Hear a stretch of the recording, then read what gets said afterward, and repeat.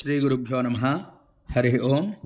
ఇప్పుడు మనం చెప్పుకోబోయేటువంటి అంశం ఏమిటంటే అండి, మృగశిర నక్షత్రం 2వ పాదం. ఇది ఎక్కడుంది అంటే గురజనాపల్లి అనేటువంటి గ్రామం. ఇది ఎలా అంటే అండి, మనం 2 దారిలో వెళ్ళొచ్చు. కాకినాడ టు యానం వెళ్ళేటువంటి దారిలో మనకి చల్లంగి వంతెన అని చెప్పి ఒకటి వస్తుంది. అక్కడి నుంచి మనం వెళ్ళినట్లయితే మనం ఆంజనేయ స్వామి గుడి అది తగులుతుంది. అలా వెళ్ళిపోయినట్లయితే సుమారుగా 3-4 కిలోమీటర్లు అయితే మనం గురజనాపల్లి గ్రామం రావచ్చు. అలాగా కాని పక్షంలో రెండో రూట్ కూడా ఉందండి. ఇది ఎలాగ అంటే మనకి ఇప్పుడు చెప్పుకుందాం.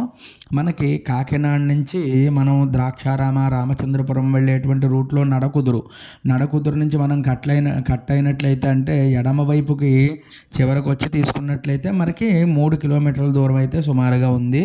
ఈ 3 కిలోమీటర్లు వెళ్ళినట్లయితే మనకి ఈ గ్రామాన్ని అయితే మనం చేరుకోవచ్చు. ఇక్కడ స్వామి పేరు భ్రమరాంబ సమేత చెన్నమల్లేశ్వర స్వామివారు. ఈ యొక్క చెన్నమల్లేశ్వర స్వామివారి యొక్క అద్భుతంగా ఉందండి ఈ ఆలయం అయితే.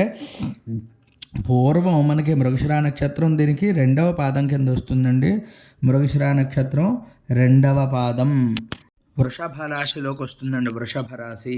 అలాగే మనకి ఈ స్వామివారి యొక్క ముందు ఏమైందంటే అండి, ఒక సుమారుగా 20 ఏళ్ల కిందటైతే సర్వమంగళ అన్నపూర్ణ సమేత విశ్వేశ్వర స్వామివారిగా ఉండేది ఈ దేవాలయం అంతా కూడా, దేవస్థానం. అయితే ఒక ప్రమాదవశాత్తు ఈ ఊరంతా కూడా తగలబడిపోయిందండి. ఒక అగ్ని ప్రమాదం వల్ల అన్నీ కూడా మొత్తం అగ్నికి ఆహుతైపోయింది ఆ ఊరంతా, ఆ దేవుడితో సహా. కొన్నాళ్ళు వాటిని అలా చూశారు కానీ మొత్తం అన్నీ కూడా ఏమీ ప్రయోజనం లేకుండా మొత్తం తగలబడిపోవడంతో మరి మళ్ళీ పునఃప్రతిష్ఠ అనేది సుమారుగా 20 సంవత్సరాల మధ్యలో అయితే మరి జరిగింది. ముందైతే మనకి సర్వమంగళ అన్నపూర్ణ సమేత విశ్వేశ్వరుడిగా ఉండేది.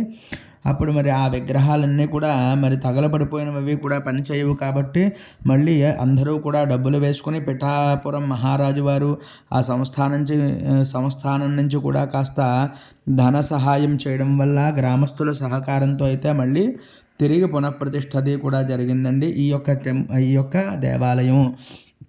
అప్పుడు మళ్ళీ పునఃప్రతిష్ఠలో భాగంగా భ్రమరాంబ సమేత చెన్నమల్లేశ్వర స్వామిగా మరి దీనికి పేరు అయితే పెట్టడం జరిగిందండి. అందువల్ల ఇది మృగశిర నక్షత్రం 2వ పాదం. ఈ 2వ పాదం వాళ్ళు తప్పకుండా ఈ యొక్క దర్శనం చేసుకోవలసినటువంటి లింగము నమస్కారం చేసుకోండి. అలాగే మరి 2వ పాదమే కదా అని కాదు, ఇక్కడ అందరూ కూడా దర్శనం చేసుకోవచ్చు. మృగశిర నక్షత్రం 4 పాదాలు కూడా మీరు అందరూ కూడా నమస్కారం చేసుకోవలసింది. అంటే ఆ దర్శనం చేసుకోవడం వల్ల సంపూర్ణమైనటువంటి నక్షత్ర దేవతానుగ్రహం అయితే మనకి కలుగుతుందండి. నమస్కారం చేసుకోండి. నందీశ్వరుడికి గణపతికి కూడా దండం పెట్టుకోండి.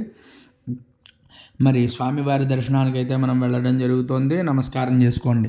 ఓం నమస్తేస్తు భగవన్ విశ్వేశ్వరాజ మహాదేవాయ త్రయంబకాయ త్రిపురాంతకాయ త్రికాగ్నికాలాయ కాలాగ్నిరుద్రాయ నీలకంఠాయ మృత్యుంజయాయ సర్వేశ్వరాయ సదాశివాయ శ్రీమన్మహాదేవాయ నమః.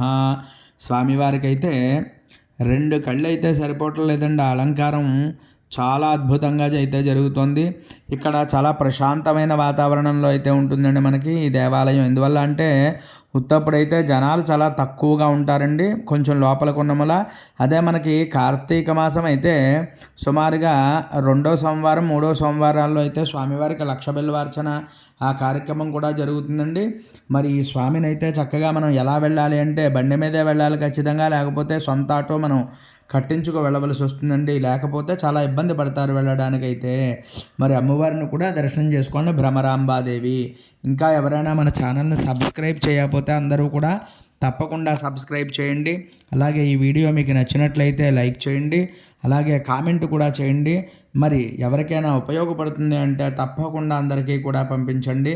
మరి భీమఖండంలో అనేకమైనటువంటి ఇంకా వీడియోలు నక్షత్రాన్ని వస్తున్నాయి, చూసి తరించగలరు. హరి